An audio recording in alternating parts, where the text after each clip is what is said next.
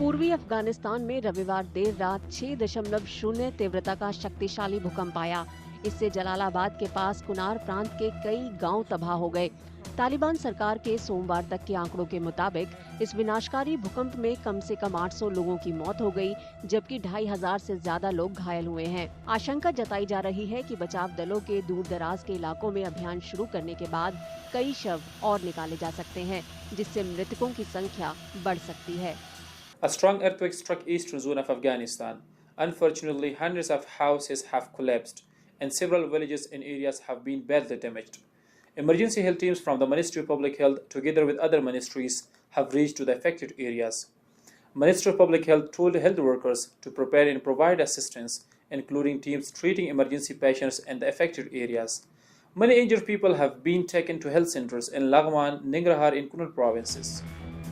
अफगानिस्तान के ग्रामीण इलाकों में मिट्टी और लकड़ी से बने घर भूकंप के झटकों को झेल नहीं पाए और धराशायी हो गए। देश में बड़े पैमाने पर हुई तबाही की मुख्य वजह ये भी रही। इस विनाशकारी भूकंप में जिंदा बचे लोग बताते हैं कि घर कुछ ही सेकंड में ढह गए और बड़ी संख्या में बच्चों और बुजुर्गों समेत पूरे के पूरे परिवार मलबे में दब गए।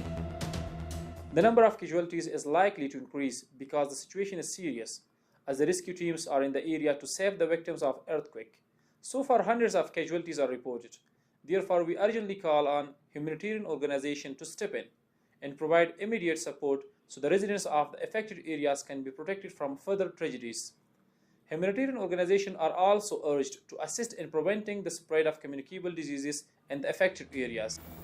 सड़कें बंद होने और संचार व्यवस्था ठप होने की वजह से बचाव कर्मियों को प्रभावित इलाकों तक पहुंचने में मशक्कत करनी पड़ रही है। भारी मशीनों की कमी की वजह से उन्हें हाथों से खुदाई करनी पड़ रही है। इलाके के लोग पड़ोसियों, दोस्तों और परिवार के सदस्यों को बचाने में जुटे हैं। मदद पहुंचाने के काम में जुटे लोगों को आशंका है कि दूर दराज के गाँवों में हुई तबाही को देखते हुए मरने वालों की संख्या बढ़ सकती है।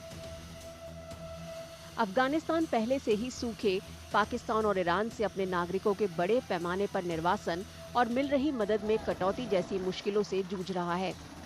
संयुक्त राष्ट्र ने आगाह किया है कि ये भूकंप मौजूदा मानवीय आपातकाल में मृत्यु और विनाश को बढ़ा देगा। राहत का काम तेजी से चल रहा है। लोगों तक चिकित्सा सहायता, भोजन, पानी और दूसरे जरूरी सामान तत्काल पहुंचाए जाने की जरूरत है।